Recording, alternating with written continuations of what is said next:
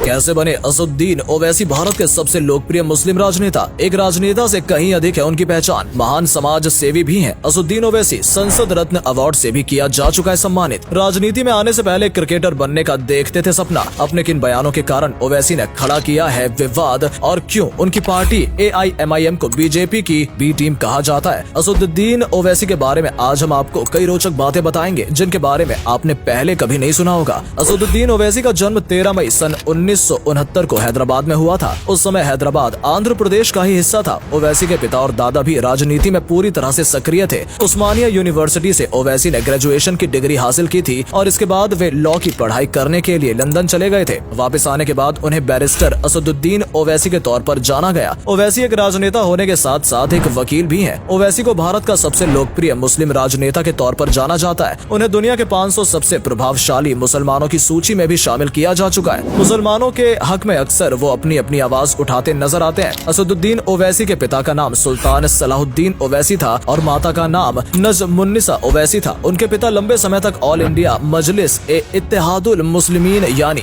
AIMIM के अध्यक्ष रहे थे और 20 सालों तक हैदराबाद से सांसद भी रहे थे। वर्तमान समय में असदुद्दीन ओवैसी के पास AIMIM की कमान है। AIMIM भारत की सबसे बड़ी राजनीतिक पार्टियों में से एक मानी जाती है। इसकी स्थापना सन 1927 में ब्रिटिश भारत के हैदराबाद राज्य में नवाबों के द्वारा की गई थी। आजादी के बाद असदुद्दीन ओवैसी के दादा अब्दुल वाहिद ओवैसी ने पार्टी की बागडोर अपने हाथों में ले ली और तब से इनके खानदान के पास ही इस पार्टी की बागडोर है। असदुद्दीन ओवैसी ने सन 1994 में पहली बार हैदराबाद की चार मीनार विधानसभा से चुनाव लड़ा था और अपने पहले चुनाव में उन्होंने 40,000 से अधिक वोटों से जीत दर्ज की थी। इसके बाद सन 1999 में एक बार फिर उन्होंने शानदार जीत दर्ज की। साल 2004 में ओवैसी ने हैदराबाद लोकसभा सीट से चुनाव लड़ा और इस बार भी उन्होंने ऐतिहासिक जीत दर्ज की। तब से लेकर आज तक वो हैदराबाद के सांसद हैं और लोकसभा के मेंबर हैं। साल 2014 में ओवैसी को संसद रत्न अवार्ड से सम्मानित किया जा चुका है। वो संसद में हमेशा ही सक्रिय रहते हैं। जनहित के मुद्दों पर वो अक्सर अपने विचार व्यक्त करते हैं। हालांकि कई बार उनके विचार विवाद का रूप ले लेते हैं। ओवैसी ने तेलंगाना की सभी मस्जिदों में इमाम के लिए हर महीने 5,000 रूपए पेंशन की शुरुआत भी की है, जिसका फायदा आज 9,000 से अधिक इमाम को हो रहा है। शिक्षा और स्वास्थ्य के क्षेत्र में ओवैसी ने काबिले तारीफ काम किया है। उनके ट्रस्ट सालार ए मिल्लत के तहत देश भर में 12 कॉलेज, 9 हाई स्कूल और 2 हॉस्पिटल संचालित किए जाते हैं। ओवैसी स्कूल ऑफ एक्सीलेंस और दक्कन मेडिकल कॉलेज की गिनती भारत के टॉप शिक्षा संस्थानों में होती है। इसके अलावा पॉलिटेक्निक, फार्मेसी और इंजीनियरिंग के कॉलेजों में बेस्ट एजुकेशन भी दी जाती है। ओवैसी हॉस्पिटल में 2500 से अधिक बेड्स की व्यवस्था है, तो वहीं उनके दूसरे हॉस्पिटल में भी 1500 बेड्स मौजूद हैं। उनके हॉस्पिटल को एशिया के सबसे साफ और हाइजीन हॉस्पिटल होने का पुरस्कार भी दिया जा चुका है। हर साल हजारों लाखों लोग उनके अस्पताल में मुफ्त उपचार का लाभ ले रहे हैं। हैदराबाद में ओवैसी के द्वारा एक पुलिस ट्रेनिंग कैंप भी चलाया जाता है, जहां गरीब बच्चों को मुफ्त में पुलिस की ट्रेनिंग दी जाती है। साथ ही वो महिलाओं और बालिकाओं के लिए कई ट्रेनिंग कैंप और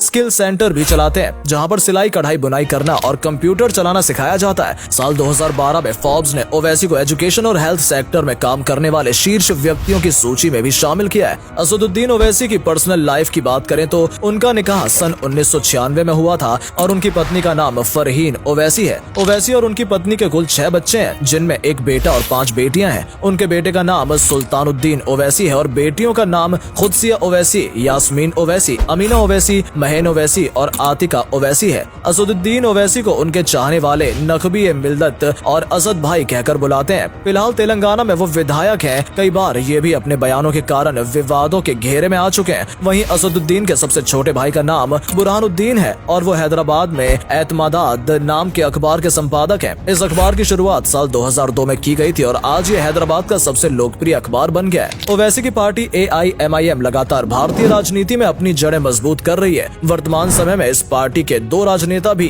भारतीय संसद के भी सदस्य हैं। सन 1984 से लेकर आज तक AIMIM ही हैदराबाद की सीट से चुनाव जीतती आई है। साल 2014 में तेलंगाना के विधानसभा चुनावों ने पार्टी के 7 विधानसभा सीटें जीती थी, जिसके बाद चुनाव आयोग ने इसे राज्य पार्टी का दर्जा दे दिया था। साल 2020 में बिहार ने भी AIMIM 5 विधानसभा सीटें जीत चुकी और धीरे धीरे अन्य राज्यों में भी ये पार्टी अपने पैर पसार रही है। भले ही पार्टी की कमान मुसलमानों के हाथ में है, लेकिन पार्टी खुद को सेक्युलर मानती है। हैदराबाद के नगर निगम चुनावों में पार्टी ने कई हिंदुओं को भी टिकट दिया था और नगर निगम का मेयर भी बनाया था। अन्य राज्यों के चुनाव भी पार्टी हिंदू उम्मीदवारों के मैदान में उतर चुकी है। ओवैसी को बहुत से लोग केवल एक मुस्लिम राजनेता के तौर पर देखते हैं, लेकिन कई बार वे मुसलमानों के अलावा अन्य जरूरी मुद्दों पर भी अपनी आवाज उठाते नजर आते हैं। किसी भी धर्म या संप्रदाय के खिलाफ जुर्म होता है तो ओवैसी उस जुर्म के खिलाफ जरूर आवाज उठाते हैं। वो ISIS जैसे आतंकी संगठन का कई बार विरोध कर चुके हैं। कुछ साल पहले ओवैसी ने मुसलमानों को हज यात्रा के दौरान दी जाने वाली सब्सिडी का भी विरोध किया था और कहा था कि इस पैसे का इस्तेमाल महिलाओं को शिक्षित करने के लिए किया जाना चाहिए। मुंबई में 26/11 के दिन हुए हमले का भी ओवैसी ने विरोध किया था और कहा था कि भारत का प्रत्येक दुश्मन मुसलमानों का भी दुश्मन है और ऐसे लोगों को सख्त से सख्त सजा दी जानी चाहिए। हालांकि इसके विपरीत अपने